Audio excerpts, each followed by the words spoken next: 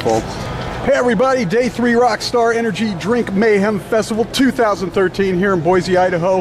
This is Rustin Rose with Metalholic Magazine bringing you 10 minutes of mayhem with Brother Knuckle, Chris Kael of Five Finger Death Punch. How are you doing, man? I'm good, man. How are you? I'm doing absolutely wonderful. Absolutely. Welcome to the band. Not that you need a welcome at this point, but it's just great to see you. Great to have you guys back here. Thank you. This is the Five Fingers, what, third time, second time on the main stage here? Yeah. First time for you, so this is an awesome thing. Yeah. So you guys are inching closer and closer to that whole goal of global domination. Indeed. Definitely chipping away at the rock day by day. Absolutely. Off to a hot start, Day 3 of the tour. I take it everything's been going well so far? Yeah, we had a little bit of a warm-up over in Europe right before we got out here for Mayhem. So we got the set down over there and pretty much have brought that main set with us here, and have added a bunch of stage effects and just blowing things up in this heat out here. Yes, absolutely. I hear there's already been some breakdowns of tour buses and everything. Yes. So let's talk about the new album, The Wrong Side of Heaven, The Righteous Side of Hell, Volume 1, coming out on July 30th. Yes, sir. Each album so far has shown a progression while also solidifying that Death Punch signature. Tell us about the new album from your perspective, which is kind of interesting because this is also your first album with the band. Yeah, so. I mean, listening to these guys progressively each album, you know, it's kind of they do what they do, you know. If you're a fan of Death Punch, you're gonna love the new album. If you hated us before, probably gonna hate us again. But you know, the biggest thing I've noticed on this album is this is our best playing. All of us have matured as musicians, going through some of Jason's solos on there, absolutely scorching. Jeremy's drums, I mean, hell, the drum fill on a song called Burn. They call it Burn MF, but I'm gonna call it Burn Motherfucker because I don't censor myself. But yeah, Burn Motherfucker, the very first monster fill out of that thing. It's like, good Lord, Jeremy, what have you been doing? Clearly just practicing, that's it. Ivan's vocals, the angry parts are angry, the pretty parts are pretty. Dudes all over the place, come up with some really, really good ideas. And Zoltan, that right hand on him, getting better and better. But yeah, this is the best playing out of the band by far, for sure.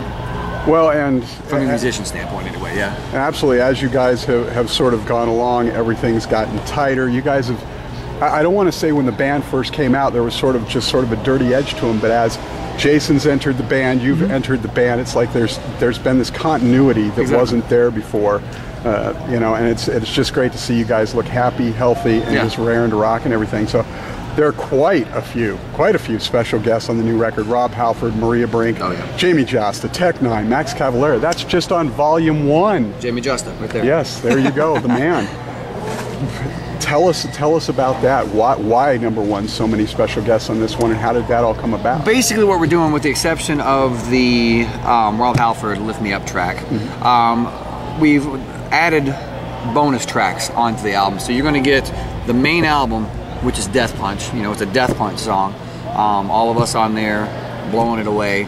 But then we have different takes of it at the end as bonus tracks with various vocals on there as well, doing, you know, different guest stuff on there. So you get the main Death Punch track, but then you also get extra added bonus, just because the fans have been waiting for a while on this one, chomping at the bit ever since American Capitalist came out. So we wanted to make this one something really special, and it's kind of a tribute to the family of metal, really. I mean, you know, paying respect to those that came before us and are still carrying that torch. Rob Halford, Jamie Josta, get the little Hatebreed, you know, hardcore edge to it as well. Right. And the song with Maria Brink, just wait till you hear that. Well, I know fans have been waiting anyway, but I believe Ivan was originally, before our good pal and otherwise got the gig, he was going to do the vocal on The Promise on their third album. So it's cool that we finally get to see that. And she's actually, I think she does a duet on one track, but she's also on another track. Exactly, like that.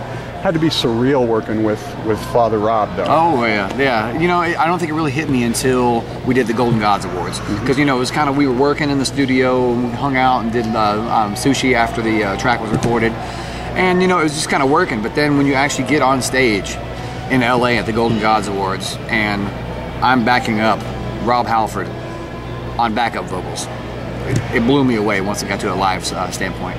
Absolutely. And then, of course, you guys got to do it with the other Father Rob, who you're out on tour with right now. Oh, yeah. So that's just great stuff. And This is sort of a strange thing. You guys have Tech 9 on there doing a cover of an old LL Cool J song. Oh, yeah. How'd that come about? We were searching, trying to figure out some different covers, you know, kind of giving our own take on a couple of different things. And I don't remember who came up with the idea of doing it. But finally Zoltan came up with the main riff that we used on that one. And we were all like, all right, this could be interesting. Let's see what we do. And Ivan's vocal delivery on there. Wait till you hear it. You're thinking rap. Dude's heavy, damn heavy. And then you got one of our favorite rappers on there, Tech 9, with his vocal delivery. It's such great people, you know. It's gonna be a monster track. I going into it, I was like, I don't know about this one. But then once that riff came up, and then Ivan's heavy vocals and Tech 9 on there, I was like, oh, I'm sold. You guys are smarter than me on this one, that's for sure. Well, and there's, what, 14 tracks just on Volume 1, and you guys are doing this as 2 albums. Oh, yeah. What can we look forward to album number 2? What can you share with us at this point? Apparently, I've brought a lot of motivation to the band. Writing all those tracks up there, so I guess that's my contribution, is motivating people. You know, we've got things spread all over this thing. We started off, last year we had the mobile recording studio with us out on Trespass America, so ideas were already flowing. Literally after we got off of Trespass America, we came home, rested a week, and then boom, jumped right into writing, recording. I think we recorded from like September all the way through May. So we were in there just killing it. Ideas flowing. And we got up to about 14 songs, and we were like, do we stop now and just use this, or just keep on letting the creative process flow? And literally we got up to about 20, and we're like, all these are great. What do we do with this? Do we sit on some of them? Do we cut them? But they were all our babies at the point. You know, you don't want to cut them off if they're quality songs. So we're like, you know what? We're in a position now where the fans are so supportive of us. Let's pay them back. Let's give them 2 albums. So we wanted to do it both on the same day, but it just didn't work out logistically. We were going to do, you know, one of them was going to be The Wrong Side of Heaven, the other one was going to be The Righteous Side of Hell. And instead we decided to come up with the longest album title in history.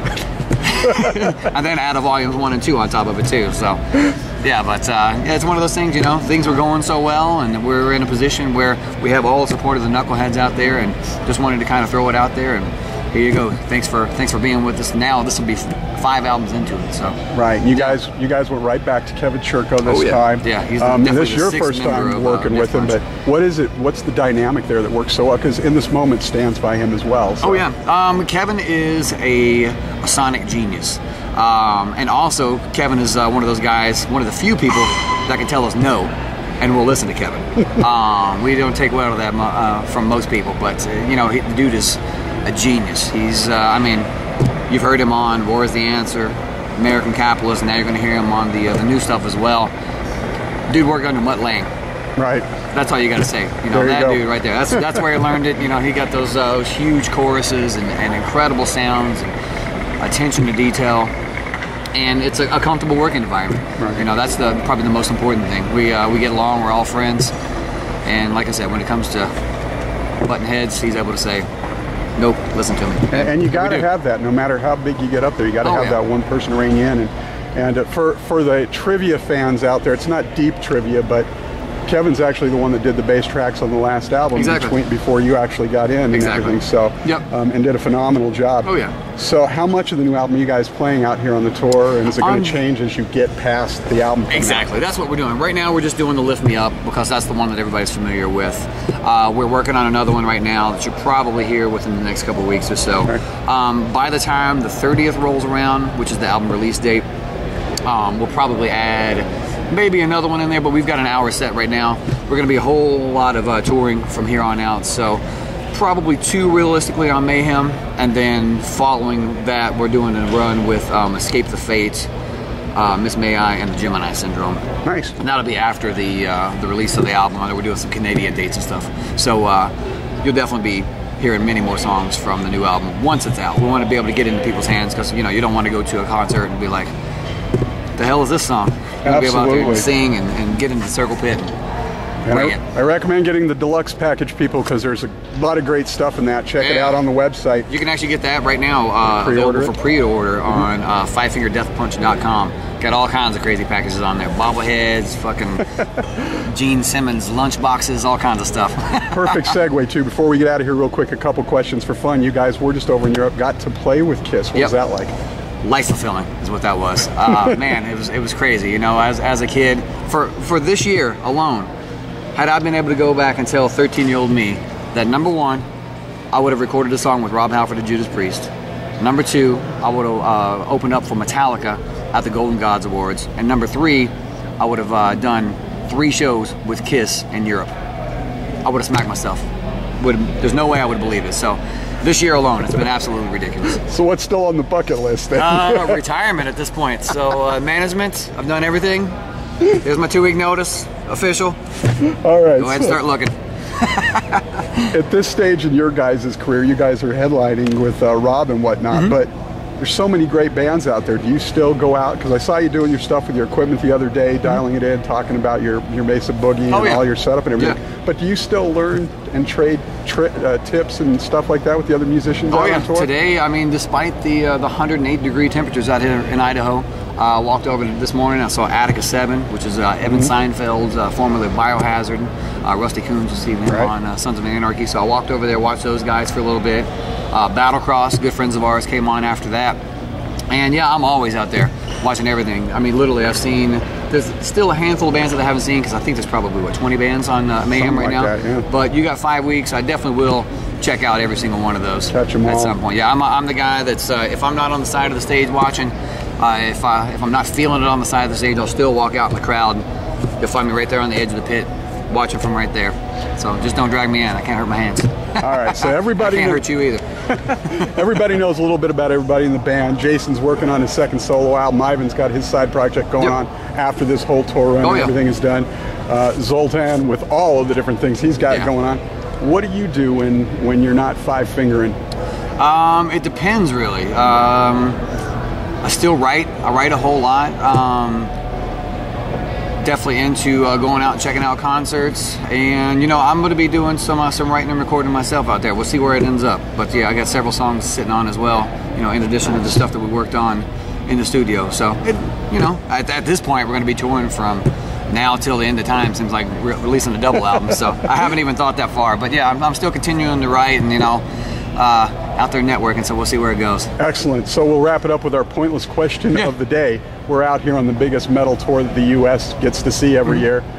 But if you could bring along one band that wasn't metal to add into this tour. I already know. Who? A band out of South Africa called The Antwoord.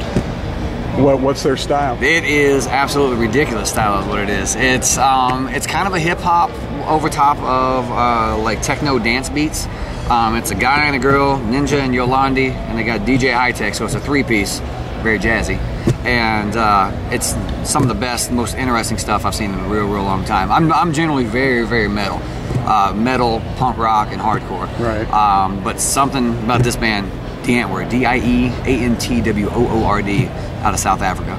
I've actually heard of them. Oh, so... Now that you spell it out, I'm like, okay. Yeah, they are... It's truly original and creepy, sexy, fun. It's my favorite new band that I've heard within the last 2-3 years. Nice. Yeah. Chris Kael, Five Finger Death Punch, the new album out at the end of the month, out on tour for Mayhem. Thanks so much for taking the time. Thank you, my friend. I appreciate it. Keep some sunscreen on that head while you're out there. Drink lots of water, all right? I don't want to be picking you up. What's up, guys? This is Chris Kael from Five Finger Death Punch. You're listening to Metalholic Radio.